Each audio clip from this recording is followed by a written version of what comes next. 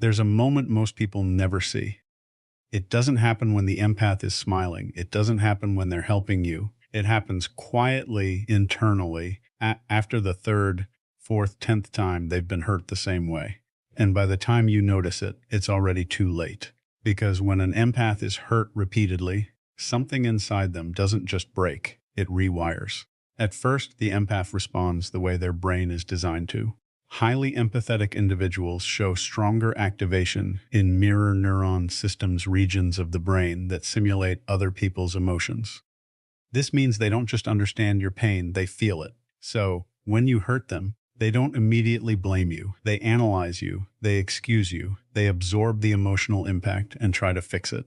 But here's the problem. The human nervous system is not built for endless emotional injury without adaptation. Repeated emotional pain activates the brain's threat detection system, especially the amygdala. Over time, this creates a pattern. The empath starts associating people with danger, and this is where the shift begins. At first, they over-explain, then they overgive, then they overthink. But eventually, they go quiet. Not because they're weak, because their brain is learning. This is called emotional conditioning, a process where repeated experiences reshape perception and behavior. The empath starts noticing patterns they ignored before. The tone in your voice, the inconsistency in your words, the way respect disappears when you think they won't leave, and something dangerous happens.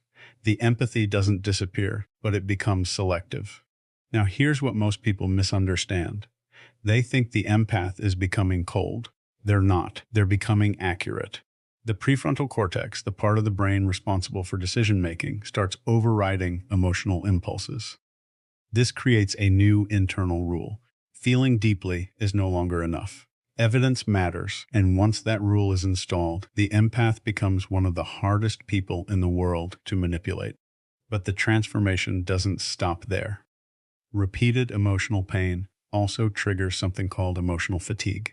Studies show that constant emotional strain reduces the brain's ability to regulate stress hormones like cortisol. In simple terms, the empath gets tired of caring more than the other person. This is the exact moment they start pulling back, not dramatically, not loudly, but strategically. They stop explaining.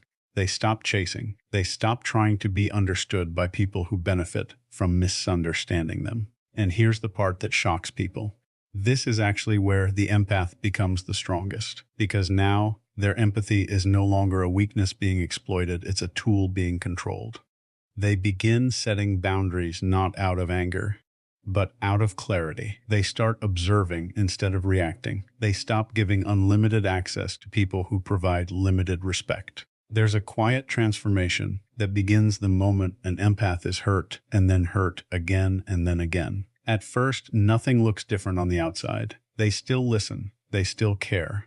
They still try to understand you, even when you don't deserve to be understood. But inside their brain, something has already started changing. Because the human brain is not designed to experience repeated emotional pain without adapting to survive it. In the early stages, an empath's brain operates with heightened activity in regions linked to emotional resonance. What neuroscience connects to mirror neuron systems. This is why they don't just hear your pain. They internally simulate it. They feel it as if it's happening to them. But here's the part no one tells you. Every time that empathy is met with betrayal, dismissal, or emotional neglect, the brain logs it as a threat, not a mistake, a threat. And that activates one of the most powerful survival systems in the human body, the amygdala. The does not care about your intentions. It only tracks patterns. And when pain repeats, patterns become predictions. So now, the empath, who once saw people as emotionally safe, begins to experience a subtle shift. Their nervous system starts scanning, not for connection, but for danger. At first, it's almost invisible. A slight hesitation before opening up. A longer pause before trusting your words. A quiet internal question they never used to ask. Is this safe? Or is this going to hurt again? This is how rewiring begins. Neuroscientists call this process neuroplasticity, the brain's ability to reorganize itself based on repeated experiences. And repeated emotional pain is one of the fastest ways to trigger it. Because from a biological standpoint, emotional pain activates the same neural pathways as physical pain. Let that sink in. To the brain, being repeatedly hurt emotionally is not metaphorically painful, it is neurologically real. Studies using brain imaging have shown that social rejection and emotional distress light up the same regions associated with physical injury.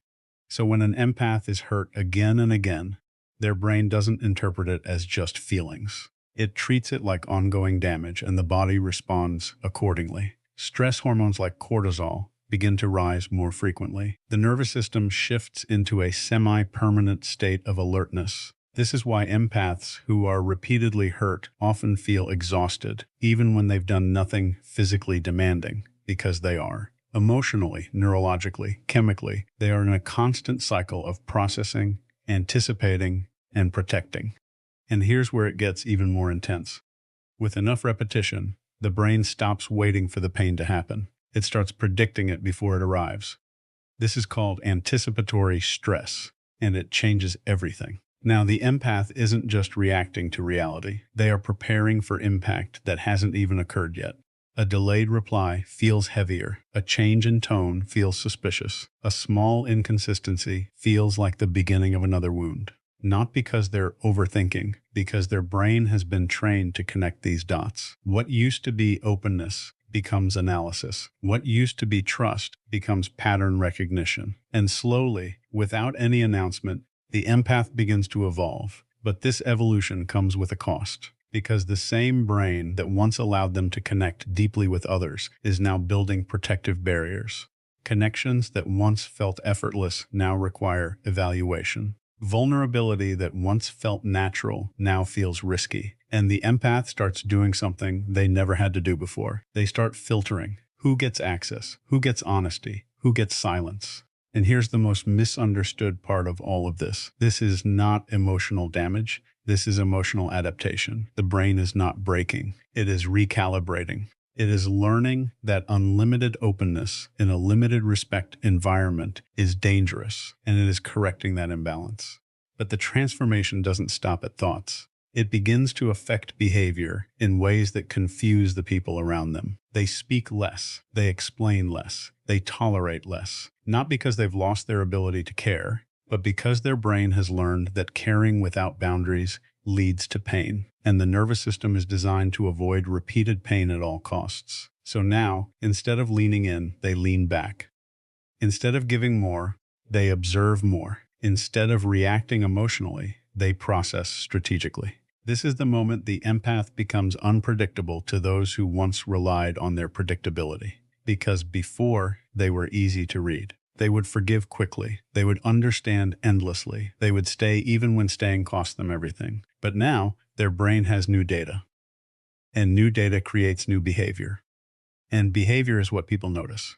Suddenly, the empath doesn't respond the same way. They don't chase clarity. They don't argue for connection. They don't beg to be understood because their brain has already run the pattern. It already knows how the story ends, and this is where their internal power begins to rise. Not loudly, not aggressively, but with a quiet certainty that changes everything. Because once the brain has been rewired through repeated emotional pain, it becomes almost impossible to return to blind trust. The empath doesn't lose their depth. They lose their naivety, and that shift is permanent. Now they see what they once felt. They recognize what they once ignored. They understand what they once excused. And the most dangerous part, they no longer need closure because their brain has already completed the pattern.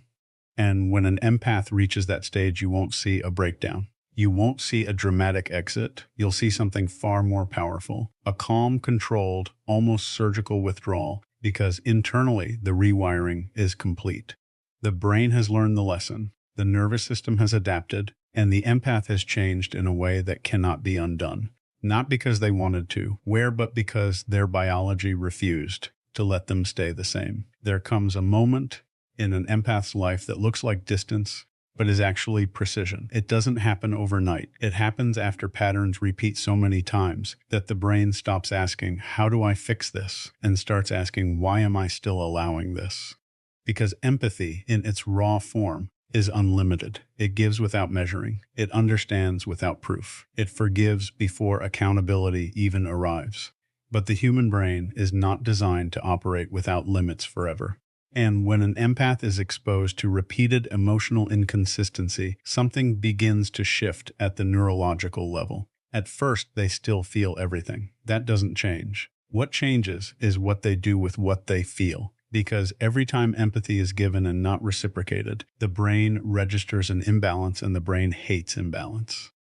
From a psychological standpoint, this creates what's known as cognitive dissonance state, where actions and outcomes don't align. I give honesty but receive confusion. I show loyalty but receive unpredictability. Die off or care but receive distance.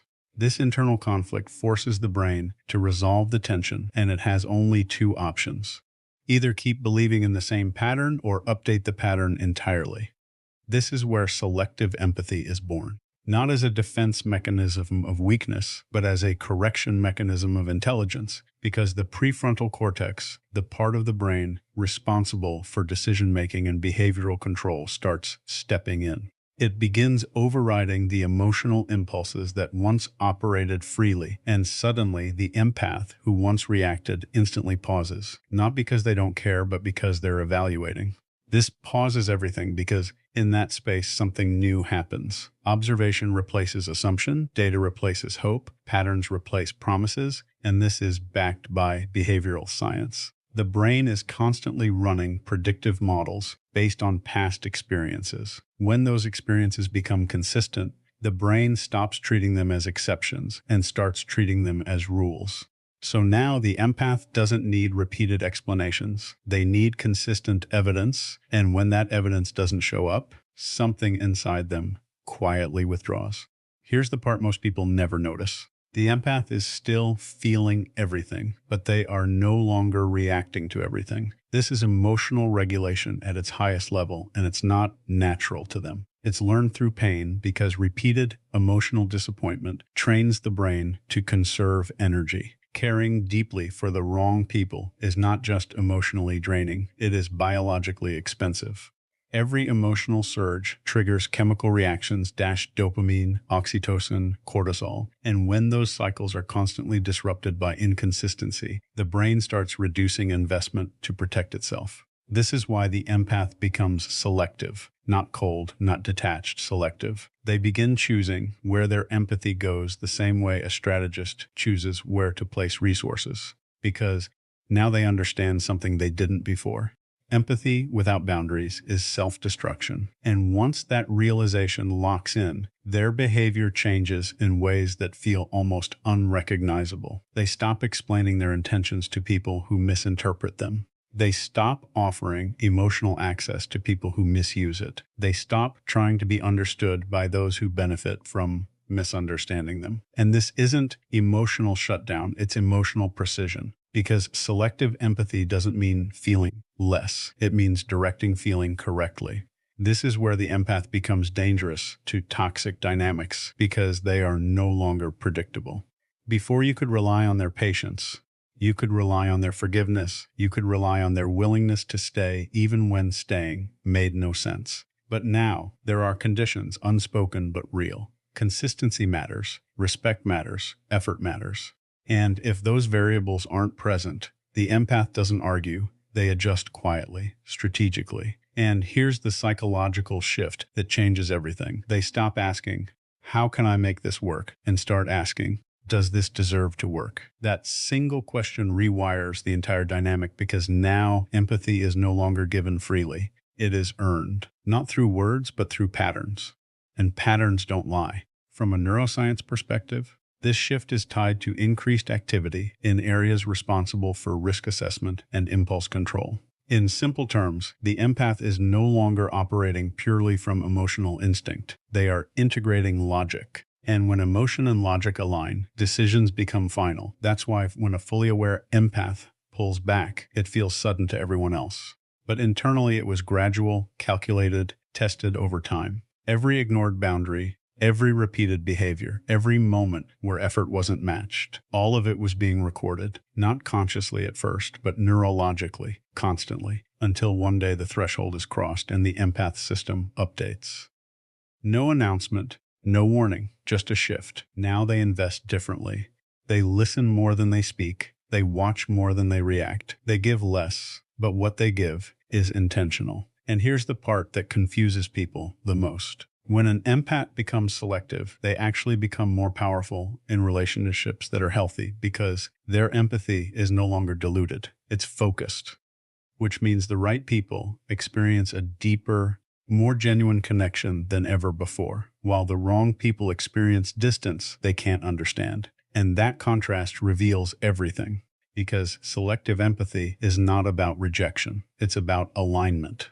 It's about recognizing that not everyone deserves the same version of you. And once an empath understands that, there is no going back. They will still feel deeply. They will still care intensely. But they will no longer ignore reality to protect potential. They will no longer sacrifice themselves to maintain connection. And they will no longer confuse emotional intensity with emotional safety. Because now their empathy has evolved from something that was once automatic into something that is now intentional. And that transformation doesn't just protect them, it elevates them. Because an empath who chooses where to feel controls everything that once controlled them. And once that control is established, their presence becomes rare, their energy becomes valuable, and their empathy becomes something not everyone gets to experience anymore. There's a moment that feels like rejection, but it isn't. It feels like punishment, but it's not. It feels like the empath is pulling away to make a point, but the truth is far more unsettling. They're not trying to hurt you. They've simply stopped participating in a pattern that was hurting them. Because when an empath withdraws, it doesn't come from anger. It comes from exhaustion that has crossed a neurological limit. At the beginning, they try everything. They communicate. They explain. They adjust themselves in ways most people would never even consider. And every time they do this, their brain releases chemicals tied to connection, dopamine for reward, oxytocin for bonding. But when those efforts are ignored, dismissed, or taken for granted, something critical happens. The expected reward doesn't arrive, and this creates what neuroscience calls a reward prediction error. In simple terms, the brain expected connection, but received disappointment. Once or twice, the brain tolerates it. But repeated